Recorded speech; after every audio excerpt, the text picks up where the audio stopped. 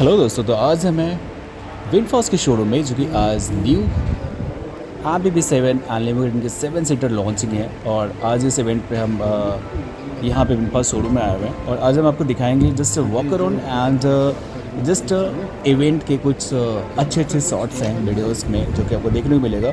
But इसके detail video के मेरे साथ बने रहो और मैं आपको कंप्लीट डिटेल वीडियोस बनाने वाला हूँ नेक्स्ट ब्लॉग में। लिमो के अलग होंगे और विंडफॉस MPV 7 के अलग वीडियोस आने वाले हैं। तो फिलहाल आप इस इवेंट का वीडियोस देखो और एंजॉय करो।